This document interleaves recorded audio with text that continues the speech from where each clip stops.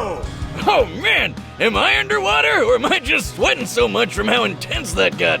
Aquaman and Namor's powers were so similar and well matched, this fight could have reasonably gone in either one's favor.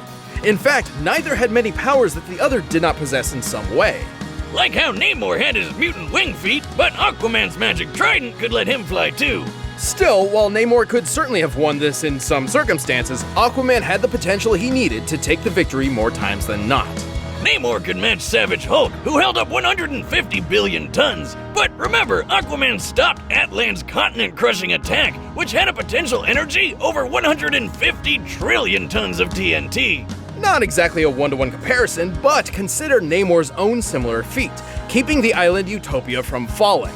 We can estimate the island's size and weight using this panel, coming to a little over 178,000 tons. Considering the weight applied as force through the pillar Namor was pushing up, this means the potential energy exerted onto Namor would only be 1,425 tons of TNT. The energy Aquaman stopped was 109 billion times greater. Sure, Namor was fast enough to easily catch up to the Human Torch, who flies over 140 miles per hour on a normal day, and sometimes even thousands of times the speed of sound. But Aquaman has routinely kept pace with Wonder Woman, who has been frequently shown to move thousands of times the speed of light.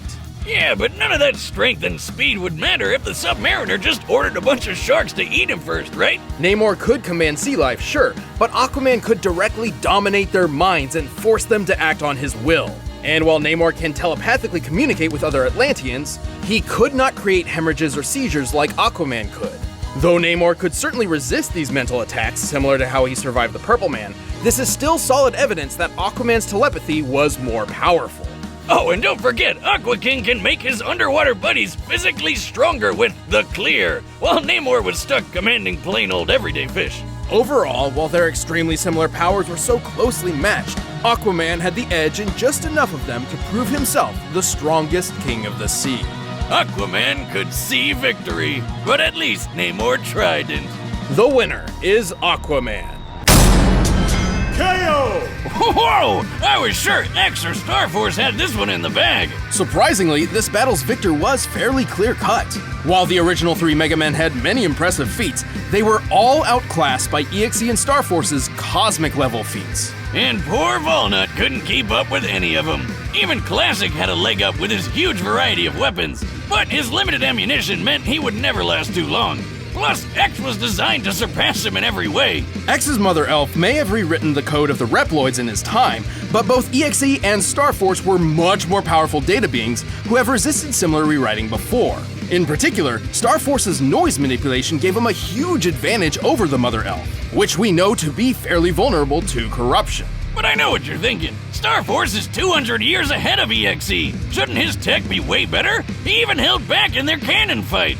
That's to clarify, a cannon and story, not they were both using their cannons. True, but so did E.X.E. Neither were fighting at their full potential, as made evident by their other feats. At best, Star Force may move 3 million times the speed of light, but E.X.E was fast enough to search the whole cyberworld universe in a brief period of time, and powerful enough to later destroy it in its entirety.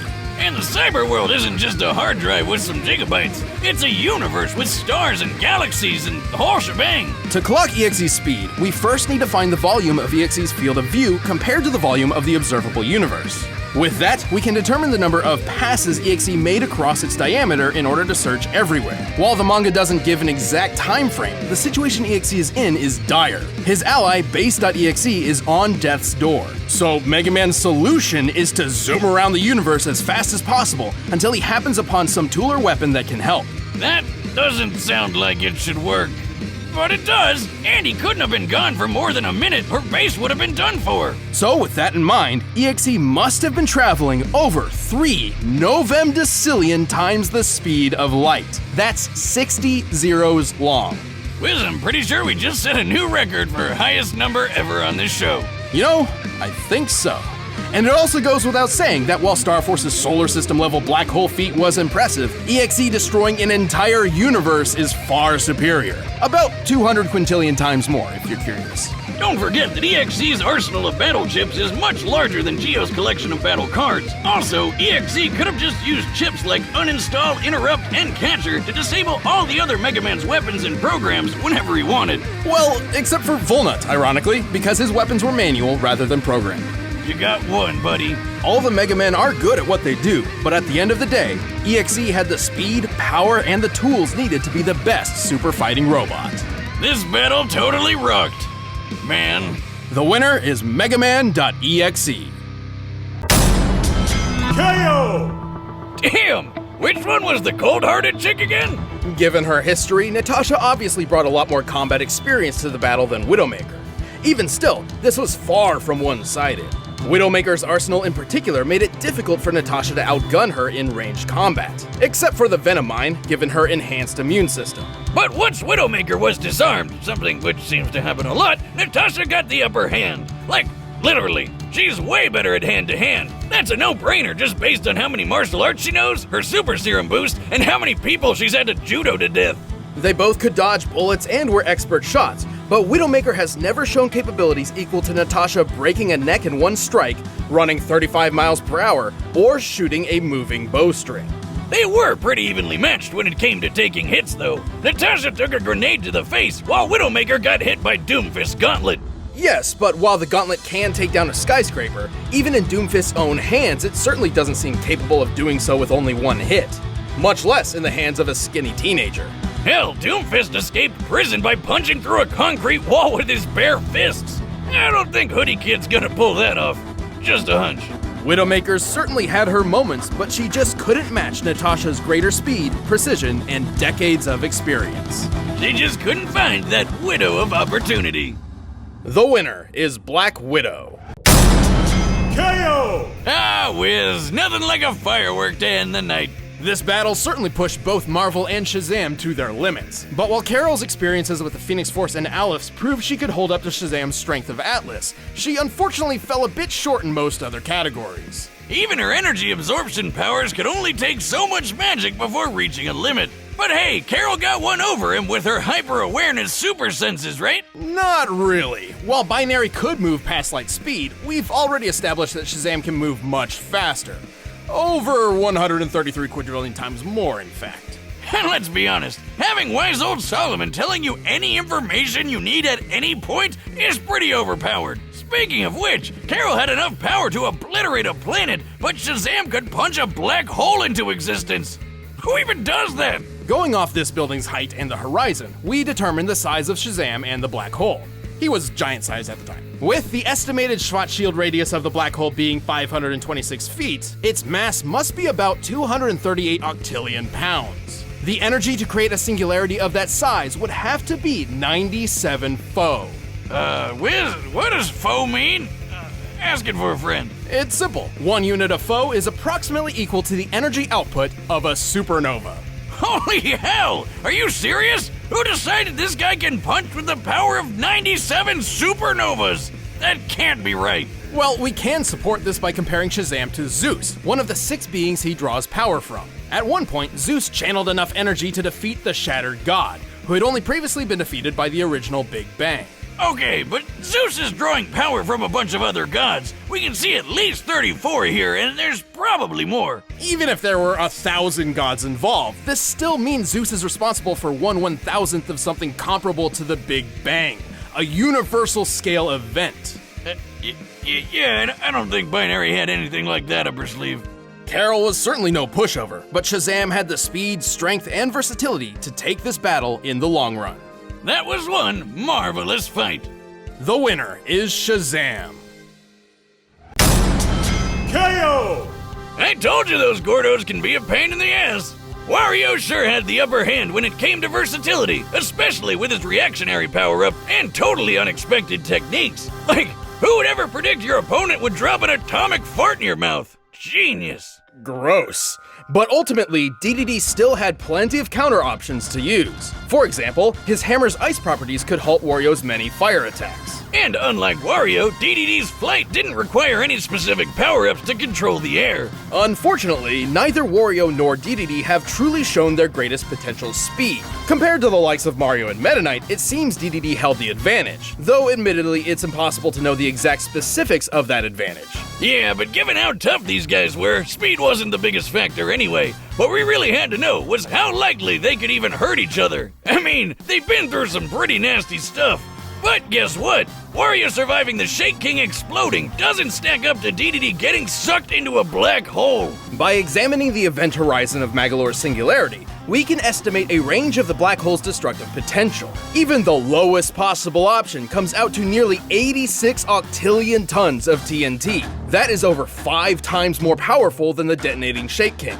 And again, that's the lowest option. The black hole's destructive potential is likely even higher than that. So Wario had a hard time landing any meaningful damage because the big bird was just too tough. But if Dedede's anywhere as strong as Kirby is, and he should be given that they fight all the time, then he was making hits that were somewhere close to Earth-sized planet-breaking level. Definitely getting the edge over Wario's durability. Wario's versatility and tenacity made this an incredibly close bout, but Dedede's strength, durability, and speed were just enough to take the victory. He really took the penguin. The winner is King Dedede. KO! Well, that's another minor on our board of death. Ben's absurd versatility and ingenuity put up a stellar fight, but Hal had the tools and skills he needed to ensure a victory. While the Omnitrix's millions of aliens is just nuts, he could only ever use one at a time, while Hal always has access to all of his powers. Even with the flexibility of Master Control, this meant Ben was always playing catch-up. Not a great position to be in considering Green Lantern's might. Ben's Diamond Head form was tough, sure, but he wasn't surviving a planet exploding in his face. Accelerate was wicked fast, but not fast enough to cross the universe in an hour. And Way Big was really strong, but he didn't hit as hard as a supernova. Hal simply outclassed all of Ben's options, except for one. Yeah, how the hell did Hal beat Alien X? That thing is basically omnipotent. Well, not exactly. Celestial Sapiens are extremely powerful, but they can be beaten in battle and have failed in the past. Like the time Alien X recreated the universe. He only did that because he couldn't stop it from being destroyed in the first place. Alien X could definitely match a lot of Hal's power, but Hal had defenses against all of X's. Mind control? The ring protects Hal's head. Mess with time? Hal can do that too. Trying to wipe him from existence? Please, Green Lanterns can survive an entire universe being erased. Likewise, Alien X has never shown any defenses against the same kinds of things that Hal could replicate, like mind control, transmutation, and time manipulation. Ben and his alien forms put up a great fight, and Alien X is easily one of the most powerful combatants we've ever seen on Death Battle. However, Hal had the speed, versatility, and literal willpower necessary to claim his victory. Guess you could say Hal was definitely the ringer for this fight. Ugh. Oh, Wiz, don't be green with envy. That pun was 10 out of Ben. The winner is Green Lantern.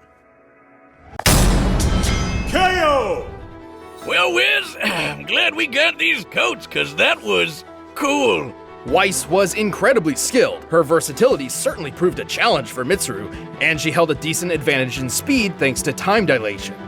Though to be fair, Mitsuru's analytical clairvoyance meant it would have been pretty difficult for Weiss to get the jump on her. Plus, Naota's persona had to move around Mach 7 to catch that arrow in such a short amount of time, so Artemisia must be capable of similar speeds. Yeah, but slowing down time seems like an instant win move, doesn't it? In some ways, yes, but we look for who can win the most matches overall, not just a couple times out of 1,000 possibilities thanks to one good move. Yeah, even though Weiss had plenty of attack options, Mitsuru's defenses were just too strong. Like how she completely canceled Weiss's ice attacks. This presented a unique problem for Weiss, who has always been fairly reliant on ice techniques. She was forced to use dust, which she has less experience with. Plus, Weiss and her summons have never dealt damage anywhere close to that "oh shit, we're dead" explosion that Mitsuru survived. By taking the diameter of the blast here and comparing it to real-life nukes, then considering how far Mitsuru was from the center of it, she took a hit worth over 21 tons of TNT. Definitely higher than Weiss's 7-ton train feat. Frankly, Mitsuru's survivability and power output outclassed Weiss. Even if we cut her major ice feat in half since she was aided by Yukari, Mitsuru still output 130 times more energy than Weiss when she attacked that mech.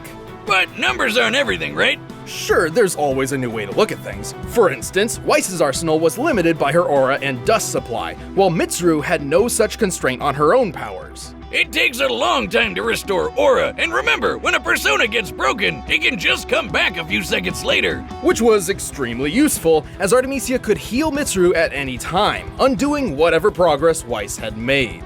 Oh man, what an ice-cold move! While Weiss's speed and versatility put up a good fight, Mitsuru's greater defense, raw power, and more reliable arsenal proved too much for the Huntress. She had no chance. The winner is Mitsuru Kirijo. KO! Yes!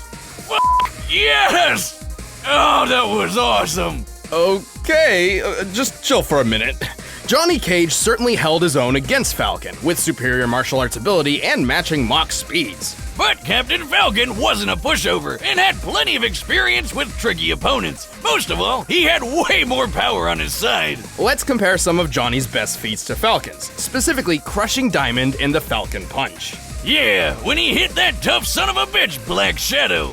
By measuring the area of effect and comparing that space to the heights of Captain Falcon and Black Shadow, we found that the electricity covered an area of about 300 cubic meters. Accounting for empty space, the amount of electricity needed to fill this area must equal at least 151 billion joules of energy. That's the same as dropping 12 elephants on old Hornhead here, and over 3,000 times stronger than Johnny's Diamond Smash. Captain Falcon was tougher too. He survived a blast from a rocket launcher, but even more notably, he fared better against Black Shadow than Zoda did. You know, that hulked-out alien guy who survived the exploding weather machine when he wasn't all hulky? So we can reasonably scale Falcon to Zoda, at least as far as those sorts of physical feats are concerned. Look at that explosion! Based on its size, it's worth around 100 tons of TNT. And while Cage's War Cult powers let him survive battling Shinnok, whose power rivals Raiden's 270 tons of TNT blast, recall that this ancestral defense seems specifically tailored to counter such divine forces. A bullet could still put Cage down. It has. And he's even died to lesser foes in alternate timelines. And anyway, Raiden's final explosion attack is nothing compared to the raw power of the reactor might under the Blue Falcon's hood. Numbers aside, this was a pretty even match, but Falcon's greater strength, toughness, and fiery arsenal tipped the scales. In the end, Johnny just couldn't finish the race. The winner is Captain Falcon. KO! Looks like Ed didn't have a leg to stand on. Or arm, I guess. Ed may have been more quick-witted and inventive, and he certainly had more combat experience. But Aang's bending abilities were far more versatile and readily available than combat alchemy. Yeah, it had cool stuff like cannons and gun trumpets, but Aang was fast enough to react to lightning, which is way faster than dodging a measly bullet. Recall how Ed survived an explosion that destroyed most of a 10-story building. By examining the size of the building and thus the volume of the conical explosion, this blast must have equaled about 30 kilotons of TNT. That's cool, but Aang did way more when he carved up a circle around that city in Avatar State. The force to blast such a huge ravine around the city of Yu Dao was a massive undertaking. By measuring the width, length, and depth of the affected area compared to the size of the city, we found it would take almost 160 kilotons of TNT to pull that off. More than 5 times greater than Ed's best durability feat. So Aang definitely had the stuff to crush Ed's automail arm, and the rest of him. Granted, Ed could reach this sort of power by sacrificing his life force. Remember Kimberly's explosion, the one empowered by a Philosopher's Stone, a blast worth 157 kilotons of TNT? That's almost identical to Aang's feat, and theoretically, Ed could have been capable of this level of power. Theoretically. However, a Philosopher's Stone uses many souls, while Ed could only draw from his one. Not to mention, drawing from his own life force meant his power-up had a very short and dangerous duration limit compared to the Avatar state, which has no such limit. But even so, Ed's tactics and creativity kept him in the fight, yet the Avatar's speed, power, and versatility was too much for him. Aang may be a pacifist in canon and would hardly kill anyone, but unleashing his full power is a sight to behold. Just when Ed thought he had the hang of it, he alchemist the mark. The winner is Avatar Aang. KO! Damn, that was toasty! Wonder what Ghost Lobo tastes like. Being so absurdly powerful, Lobo definitely held a massive physical advantage against the Ghost Rider. Yeah, that was obvious. Skullhead took down a skyscraper while Lobo dragged around a frickin' sun. But Ghost Rider survived some pretty incredible things. Almost as incredible as these new shirts from store.roosterteeth.com. Ah! Time and place, Boomstick. Come on, we gotta eat. Even World War Hulk couldn't finish him off, and Lobo didn't typically carry any holy weapons, which meant he really did not have a good way of killing the Ghost Rider. Yeah, but who needs holy weapons when you're strong enough to crush a whole city? Couldn't he just overpower Johnny? A good question. However, do you recall how powerful Zarathos was? Zarathos was an equal threat to Mephisto, whose battles tore apart the universe. Once the Ghost Rider released his true power, Lobo's physical advantages hardly mattered anymore. But hey, the main man was super smart and probably could have figured out Johnny's weaknesses. But how is he gonna escape to find a holy weapon somewhere when the Hell Cycle outraced Mjolnir? Which once crossed the Milky Way and back in under a minute, a feat more than 100 billion times faster than light. More than capable of keeping up with the Space Hog. They were both as unkillable as you can get. But since Lobo was banned from the afterlife, how could he ever lose? This is where the fine print matters. Death was banned from reaping Lobo's soul, but that doesn't mean the soul itself could not be destroyed. This is where our research surprised us the most. It turns out the Ghost Rider had 3 different methods of specifically targeting Lobo's soul. His Hellfire could hurt the soul directly, and since it ignores normal defenses, Lobo couldn't really stop it. With trillions of murders on Lobo's hands, the Penance Stare could wield extraordinary power against him. And while Lobo had a high pain tolerance, he did not enjoy fatalistic agony and unending torture so much that he'd survive all of that at once. Even if he did, Zarathos could just gobble up his soul for a quick snack. The end. Easy as that. Lobo was undeniably a difficult opponent to take on, but the Ghost Rider's cosmic might, unholy invulnerability, and soul-rending powers gave him the perfect tools to take out the main man. That poor bastard didn't stand a ghost of a chance. Sorry, I knew that was a Lobo. The winner is Ghost Rider. KO! Oh man, talk about a close one. Finding the victor here wasn't easy. Both have performed amazing feats of strength and durability, and both wielded massive arsenals of unbelievable devastation. Akane definitely proved herself fighting Godzilla a few times, though Tommy did have way more experience piloting mechs and fighting monsters for years and years. Plus, he's a freaking superhero. But while skill and experience are incredibly important, it doesn't always triumph over raw power. That's what she said. I hope. Compared to Kiryu, the Dragonzord was rather lightweight, with far less impressive feats of strength. Yeah, well, Dragonzord could match the Megazord, who could lift a 10,000-ton monster. Mechagodzilla tossed around a 25,000-ton Godzilla, more than double the weight. Mecha G certainly had the advantage up close. And also from a distance. Kiryu's arsenal was overall better suited to long-range combat thanks to a wider assortment of missile and beam weapons. Simply put, Kiryu possessed more options for controlling and ending this fight. Like how they both had instant kill moves, but only one of those depended on getting right up close. Plus, while Fighting Mode's max power wasn't too clear, it could compete with the Thunder Megazord and Rita herself. Remember how Rita blew up an island? Easily one of the most impressive destruction feats in the Ranger's early years. Based on this image, we can measure the exact scale of the island. To blow that shit up, you'd need a blast of at least 2.6 gigatons of TNT. So Dragonzord's Ultra Drill Stab was likely in the same ballpark in terms of power output. However, this pales in comparison to the Absolute Zero Cannon. Here, it's destroying the real-life Prince Hotel New Tower and several surrounding buildings. Using the known scale of these structures, the energy output to destroy them must equal 128 teratons of TNT. That's over 49,000 times more powerful. And don't forget, Mecha G once survived being in the middle of this blast. There was no way Dragonzord could put down this tough son of a Zilla. Dragonzord's arsenal and Tommy's skills certainly made this an intense match, but they were clearly outclassed by Kiryu's awesome power and unwavering durability. I'm just glad they didn't let the fight drag on. The winner is Kiryu. Mechagodzilla! KO!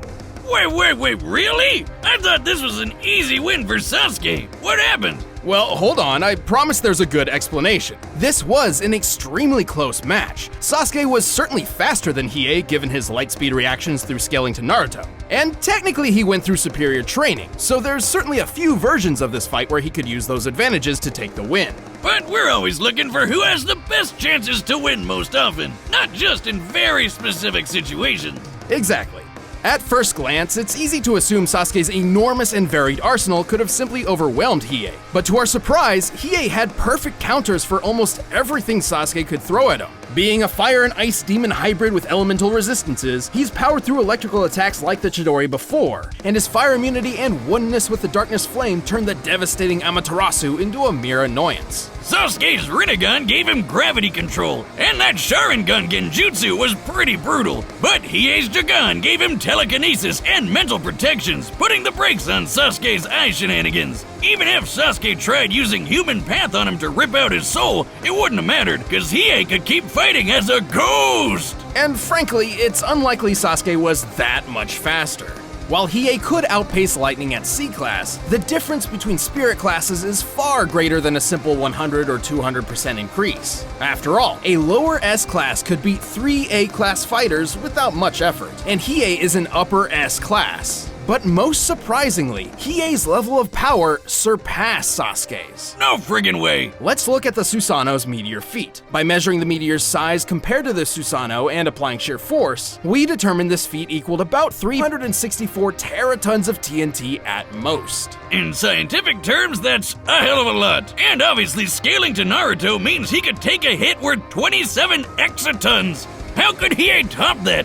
Well, recall how there were multiple claims that S-Class demons could obliterate the Earth. Since most fights took place in the demon world, which is much hardier than the human one, these claims were difficult to prove and seemed a little dubious. Until Yusuke fought Yomi and they made that gigantic explosion. As we determined earlier, that blast was at least 4.5 million meters tall. At minimum, the kinetic energy of an explosion like this would equal about 285 zetatons of TNT. That's 21 zeros! Way more than Sasuke's meteor feat. Even if we half it, cause there's 2 people doing the punching, that's still over 5,000 times greater than the Naruto moon slice. It's probably even more impressive than that. If the tree is actually closer to the clouds and therefore closer to the planet, that technically changes the shot's perspective, which would mean the tree is actually even wider, the explosion even larger, and thus the kinetic energy even greater.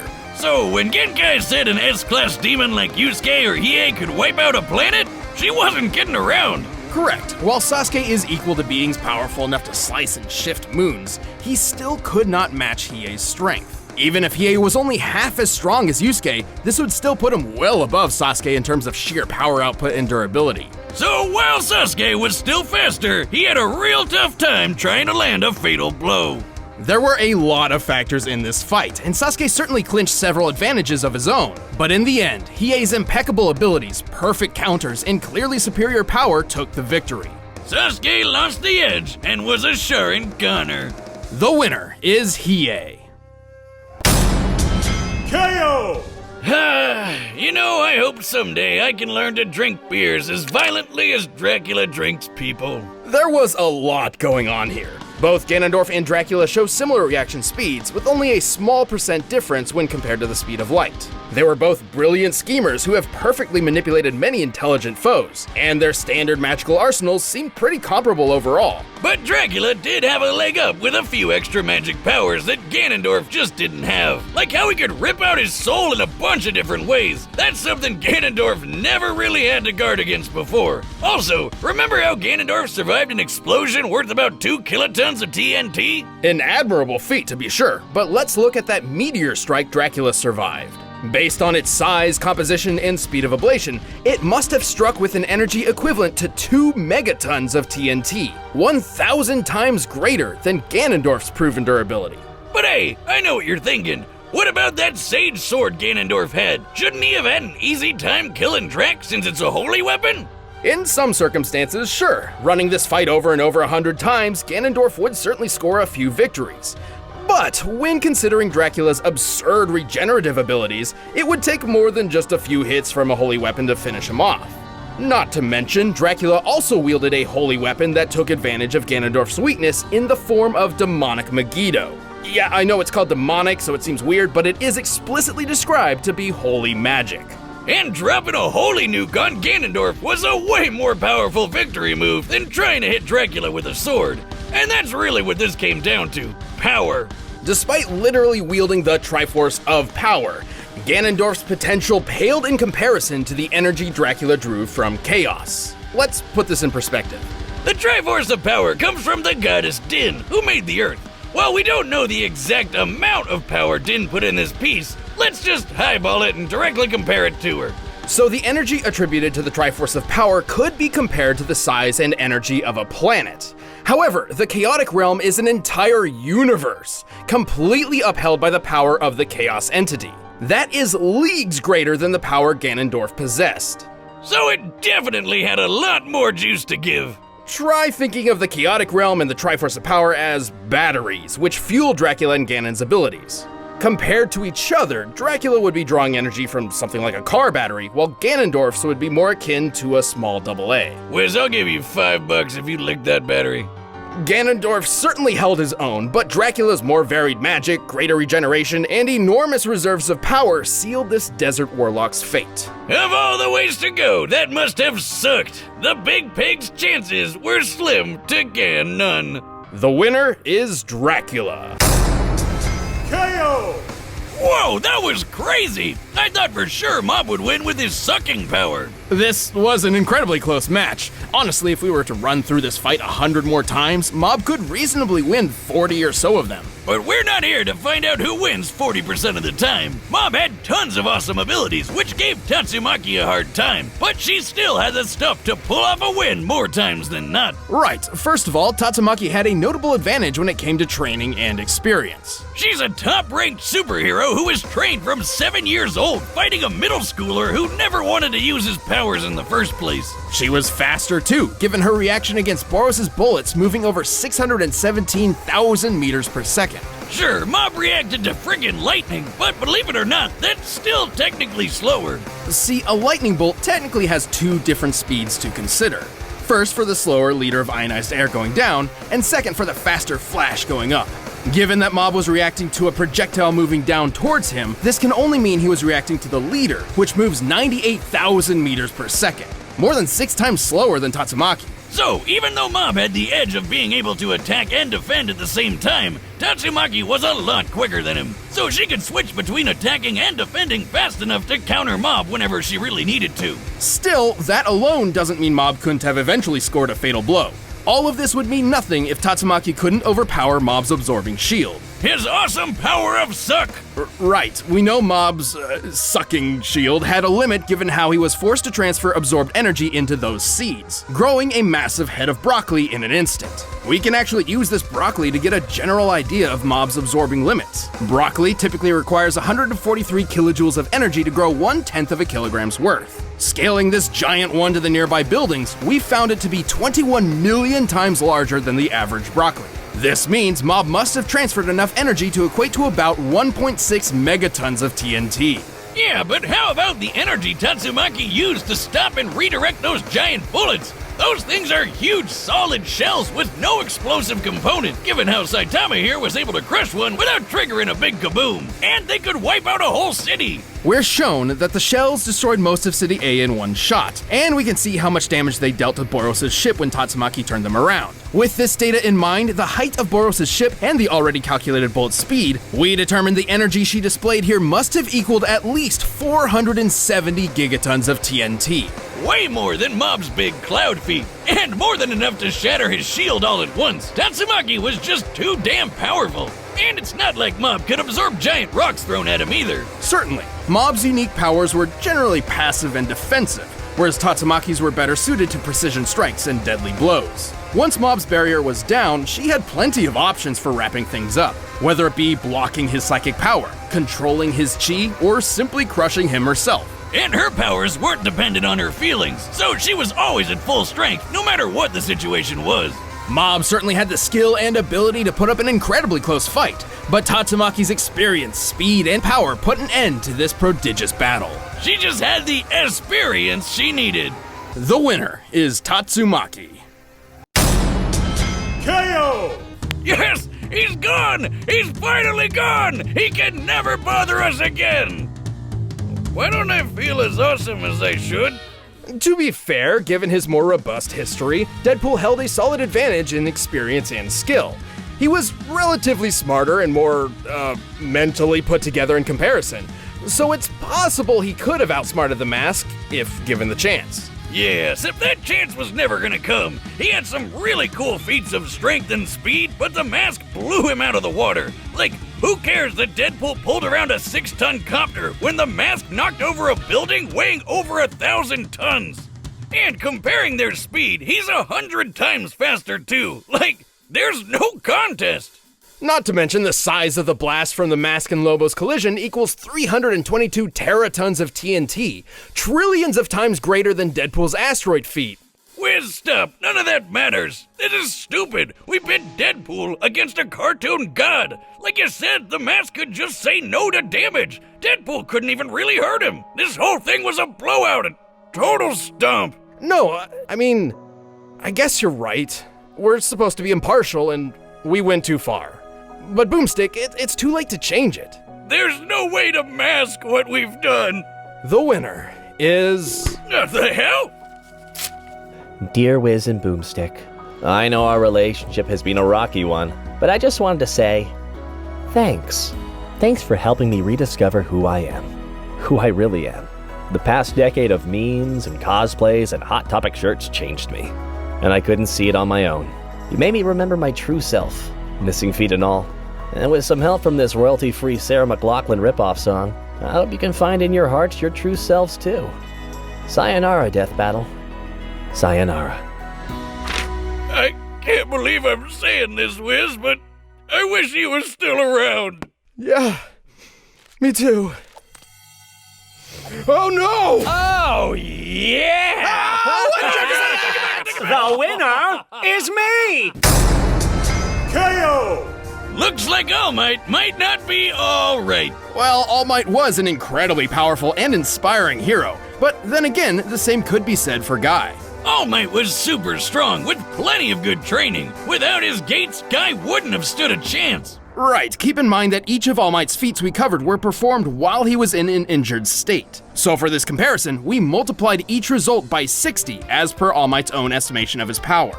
For example, remember how he was similar to Gigantomachia, who busted a hole through a freaking mountain? By scaling the mountain to the pine trees beneath it, it's easy to deduce the blast necessary for this would be about 2.5 gigatons of TNT. With the multiplier, that would be 150 gigatons in All Might's prime. That's 3,000 times stronger than the biggest nuke that's ever been set off. But here's the thing, even with the multiplier, we know Guy was faster. And while they've both learned to fight a wide variety of opponents, Guy was trained all his life, and boasted a more versatile set of abilities and techniques. So with that much speed and skill, Guy already had a pretty good advantage, so long as he could hit All Might harder than All Might could hit him. So to answer that, let's check their strongest attacks. All Might's greatest known feat would be the moment his smash created a massive storm, one that extended beyond the horizon. By taking the average mass of a thunderstorm, which is huge, and the 10 seconds it took for All Might's smash to create it, this comes out to a little over 24 gigatons of TNT. In his prime, this punch would equal over 1,440 gigatons. 28,000 times stronger than the biggest nuke, from just one punch! Holy hell! Unfortunately, it's impossible to lock down a specific number in this way for Guy's strongest attack, Night Guy. However, we can scale him to similar characters we know to be at lesser levels. In this case, base form Naruto. God damn, we can never get away from this little twerp, can we? Well, Night Guy did serious damage to Madara, whom Naruto's normal abilities stood no chance against. Obviously, Naruto gains a lot more power when he accesses Sage Mode, Kurama's Chakra, Six Paths powers, etc. But Night Guy is certainly more powerful than Naruto's base form at the end of the series. You know that hole in the moon we mentioned? That was made by pulling all of Naruto's base chakra out of his body and blowing it up. And I mean all of it. Most of his chakra has been siphoned off. We've actually covered this before, and that blast was 480 petatons of TNT. What's a petaton, you ask? Well, it's a whole lot bigger than a gigaton, that's for sure. Simply put, the gap in power put Guy several leagues above All Might. Also, Guy's superior speed ensured All Might couldn't avoid such a blow when it really mattered. Like, you know, in a fight to the death. And yeah, Guy using the 8th gate means he'll die later, but he still won the battle before that would happen. And that's still a victory. All Might was remarkably powerful and certainly a challenge for Guy. But with his gates opened, Guy had the speed, versatility, and power to take him out for good. It was a mighty tough battle for all, but All Might wasn't a match for one powerful Guy. The winner is Might Guy.